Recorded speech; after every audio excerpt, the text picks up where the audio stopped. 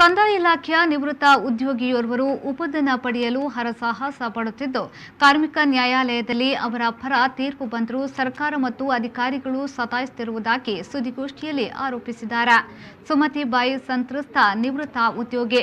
ಇವರು ಪ್ರಾರಂಭದಲ್ಲಿ ಕೊಕ್ಕಡದಲ್ಲಿ ವೃತ್ತಿಯನ್ನಾರಂಭಿಸಿ 2 ವರ್ಷಗಳ ಬಳಿಕ ಮೂಡಬಿದ್ರೆಗೆ ವರ್ಗಾವಣೆಗೊಂಡು ಒಟ್ಟು 32.5 ವರ್ಷಗಳ ಕಾಲ ನಾಡಕಚೇರಿಯಲ್ಲಿ ಬೆರಳಚ್ಚುಗಾರ್ತಿಯಾಗಿ ದಿನಗೂಲಿ ನೆಲೆಯಲ್ಲಿ ದುಡಿದಿದ್ರು. ಮೂಡಬಿದ್ರೆಯಲ್ಲಿ ಸದ್ಯ ಕಾಯಂವಾಗಿ ವಾಸವಾಗಿರುವ ಸುಮತಿ ಬಾಯಿಜಿ ಅವರು ಇವರಿಗೆ ಉಪಧನ ಸಿಗಬೇಕಿತ್ತು. ನಿವೃತ್ತಿಯ ಬಳಿಕವೂ ತಹಶೀಲ್ದಾರ್ ಮತ್ತು ಜಿಲ್ಲಾಧಿಕಾರಿಯ ಮೂಲಕ ಪ್ರಯತ್ನವನ್ನ ಪಟ್ಟಿದ್ರು. ನಾನು ನಿವೃತ್ತಿ ಹೊಂದಿದಾಗ ನನಗೆ ಕಾಯಂ ನೌಕರಿಗೆ ಸಿಗುವ ಯಾವುದೇ ಸವಲತ್ತು ಸಿಗದೆ ಹಾಗೂ ಸರ್ಕಾರದ ಆದೇಶವಿದ್ರೂ ಉಪಧನ ನೀಡದೆ ನನ್ನನ್ನು ಆರ್ಥಿಕ ಸಂಕಷ್ಟದಲ್ಲಿರುವ ನನಗೆ ಆಗಿರುವ ತೊಂದರೆ ಇನ್ನು ಯಾರಿಗೂ ಆಗಬಾರದು. ಸರ್ವೋಚ್ಚ ನ್ಯಾಯಾಲಯದ ಆದೇಶವಿದ್ರೂ ಫಲಾನುಭವಿಗಳು ತಮ್ಮ ಹಕ್ಕಿಗಾಗಿ ಹೋರಾಟ ಮಾಡುತ್ತಾ ಹೈರಾಣಾಗುವ ಪರಿಸ್ಥಿತಿ ಯಾರಿಗೂ ಬರಬಾರದು ಎಂದು ಸುಮತಿ ಬಾಯಿ ಅವರು ಅಳಲನ್ನ ತೋಡಿಕೊಂಡಿದ್ದಾರೆ.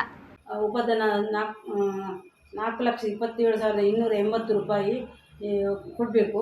ಅದು ಯಾವಾಗ ಆಗಸ್ಟ್ 13 ತೀರ್ಪಾಯಿತು.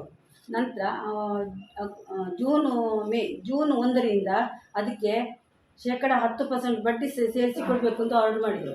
ಅದೇ ಮಾಡಿ ಪ್ರಾಧಿಕಾರದ ಮುಂದೆ ಠೇವಣಿ ಇಡಬೇಕು ಅಂತ ಮಾಡಿದ್ದಾರೆ. ಈವರೆಗೂ ಸುದ್ದಿ ಇಲ್ಲ. ಈಗಾಗಲೇ ನಿಗದಿತ ಟೈಮ್ ಕಳೆದೋಗಿದೆ. ಕೆಲಕ್ಕೆ ಮೊರೆ ಹೋದೆ ನ್ಯಾಯಾಲಯಕ್ಕೆ.